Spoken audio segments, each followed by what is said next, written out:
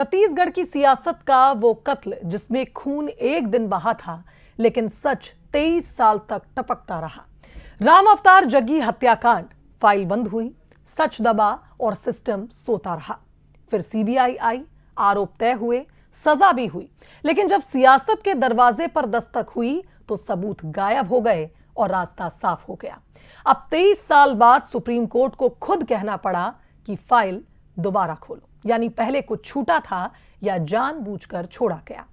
1 अप्रैल को high court में सुनवाई है, लेकिन डर यही है कहीं ये तारीख भी न्याय नहीं, एक और इंतजार न बन जाए। 2003 रायपुर, दिन दहाड़े हत्या और सियासत संग। मामला सीबीआई तक गया, 31 आरोपी, कई दोषी, लेकिन जैसे ही कहानी बड़े नाम तक पहुंची, सिस्टम की रफ्तार अचानक धीमी पड़ गई।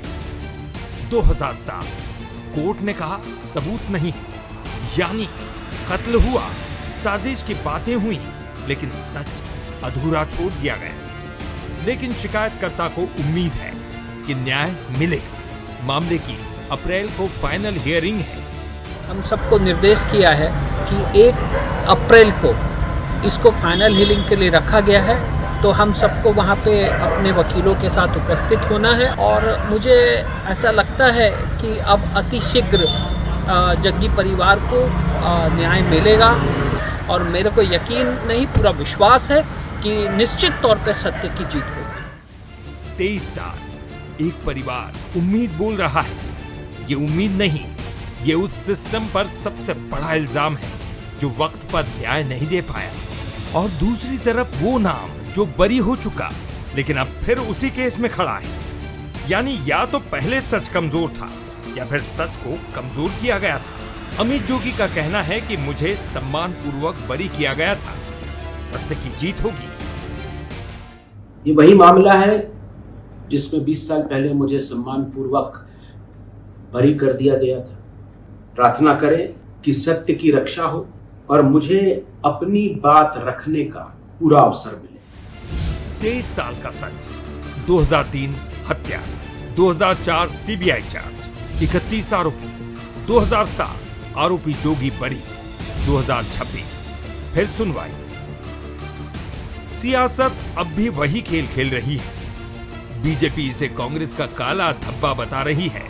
कांग्रेस कोर्ट का पर्दा ओढ़ रही है, यानी एक आरोप में सुकून ढूंढ रहा है, दूसरा चुप्पी में बचाव और बीच में न्याय, जो आज भी अपनी बारी का इंतजार कर रहा है। देखिए, ये मामला कांग्रेस के शासनकाल का एक काला धब्बा है। छत्तीसगढ़ में राजनीतिक हत्या कभी नहीं हुई, लेकिन ये हत्या हम सबको जब भी इसका स्मरण होता है, हम सबका सर शर्म से झुक जाता है। अब ये फिर से रीओपन हो रहा है, मामला माननीय न्यायालय देखेगा, तो हम सब भी इंतजार करेंगे कि उनका फैसला क्या है।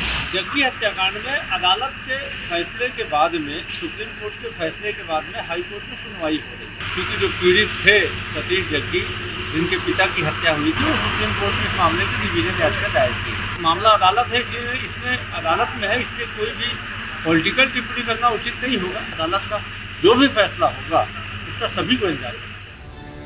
23 साल में सरकारें बदली, चेहरे बदले, लेकिन अगर कुछ नहीं बदला तो वो है न्याय की रफ्तार और सिस्टम की खामोशी। ये केस अब हत्या का नहीं, ये उस सच्चाई का केस है जिसे हर बार या तो कमजोर किया गया या फिर टाल दिया गया।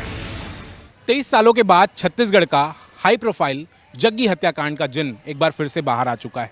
पूरे मामले में हाई कोर्ट में 1 अप्रैल को अंतिम सुनवाई होगी। इस सुनवाई पर सभी की नज़रें टिकी होंगी और खास करके अमित जोगी परिवार की भी नज़रें इस सुनवाई पर टिकी होंगी, क्योंकि सतीश जग्गी जो राम अवतार जग्गी के बेटे हैं, उनका मानना है कि इस पूरे मामले में मुख्य आरोपी जो हैं वो अमित जोगी हैं। क्या अमित जोगी और जोगी परिवार का भविष्य अधर में लटका है? क्या इस पर कुछ बड़ी कार्रवाई होगी? यह देखने वाली बात होगी।